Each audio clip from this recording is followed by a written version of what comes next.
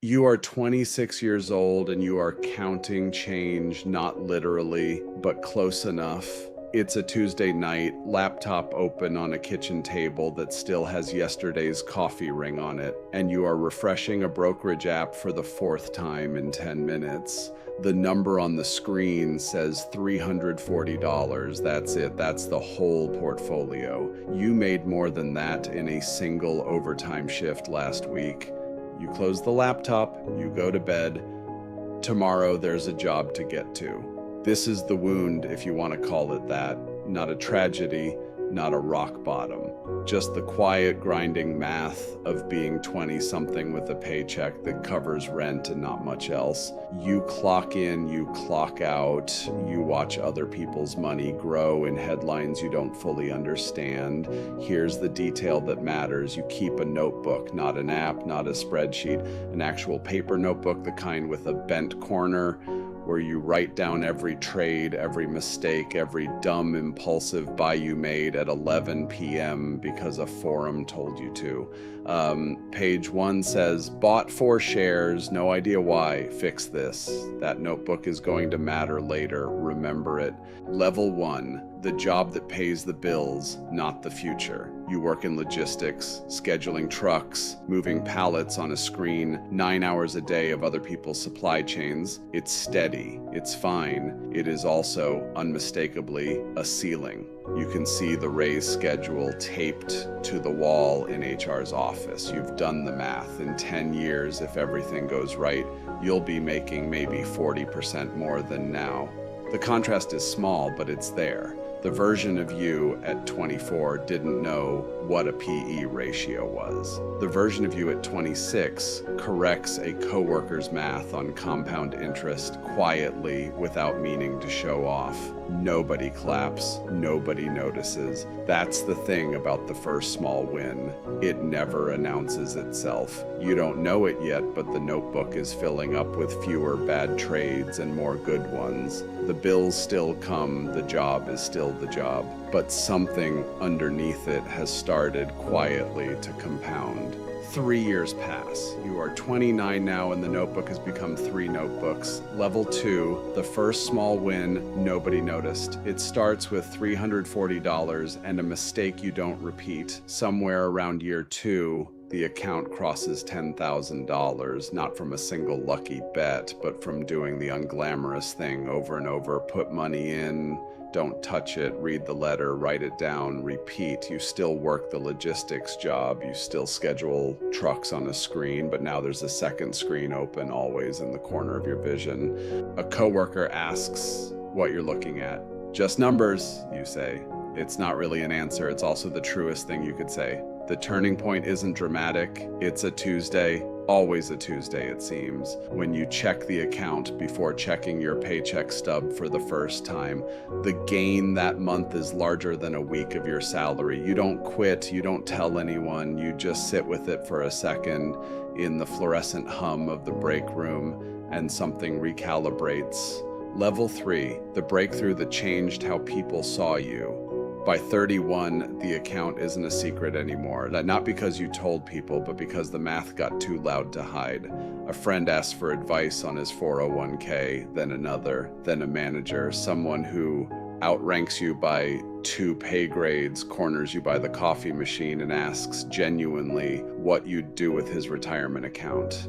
The same door that stayed shut at 26, the one where nobody in that break room would have guessed you knew anything, is wide open at 31. People who used to explain things to you now wait for you to explain things to them. You still haven't quit the job. That's the part people don't expect. The portfolio has started out earning your paycheck.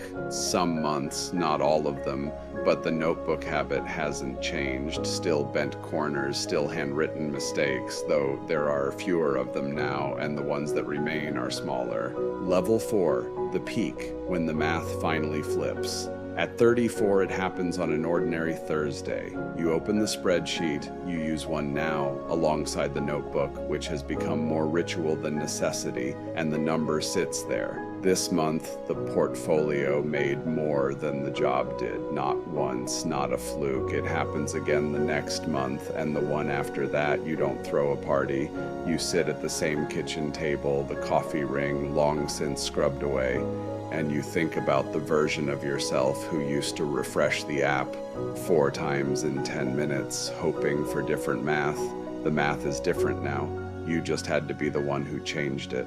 Level 5, the cost, what the climb took. Nobody tells you what compounding actually costs. Not the money, the years. You missed things, not catastrophically, not in a way you'd put in a highlight reel, but in the accumulation of small absences, the weddings where you left early to check a filing, the Sunday mornings spent parsing a balance sheet instead of sleeping in, a relationship that quietly ended in part because you were present in the room, but somewhere else in your head, running numbers, always running numbers. Your notebook, the one from page 1, has a page near the middle where the handwriting gets messy, not from excitement, from exhaustion. You wrote at 2 a.m. once, "Is this even worth it?" No question mark. You didn't feel like asking, you felt like stating. This is the part of the story people skip when they tell it back to you afterward, admiringly, like it was a straight line. It wasn't. The climb took something, it always does. Level 6, the test. At 36, it almost falls apart. A downturn, sharp, ugly, the kind that doesn't care how many annual reports you've read, takes a third of the portfolio in a matter of weeks. The account that once out-earned your salary now sits below where it was a year ago. Old instincts creep back in.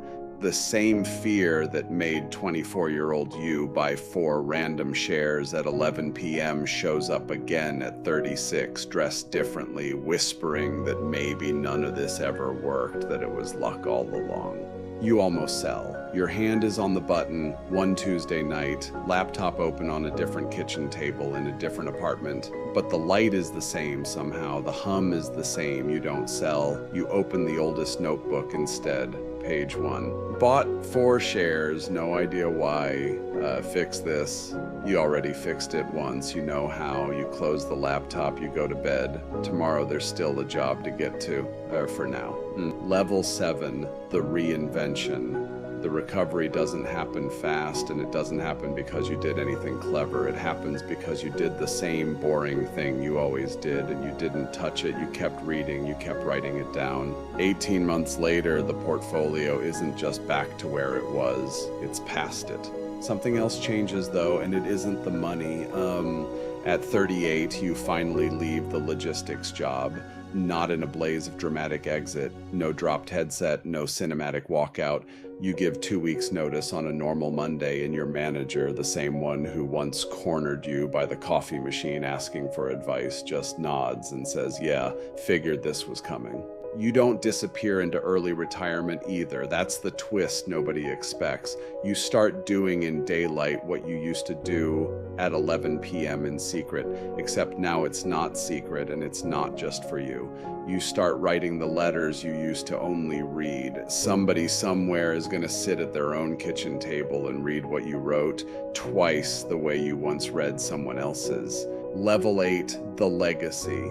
Now you're 41. The notebooks, there are 11 of them, sit on a shelf, spines cracked, corners bent. You don't need them for the numbers anymore. You keep them because they're the only honest record of who you were before any of this worked. The same door that stayed shut when you were 26 doesn't just open for you now. You're the one holding it open for someone else. Somewhere tonight, in some kitchen you've never seen, someone is 26 years old, refreshing an app, watching a number sit at $340. They close the laptop, they go to bed. Tomorrow there's a job to get to. They don't know yet what you know, that the number on the screen was never really the point. The notebook was. You didn't get rich by outrunning your job. You got free by outlasting your own doubt, one boring page at a time.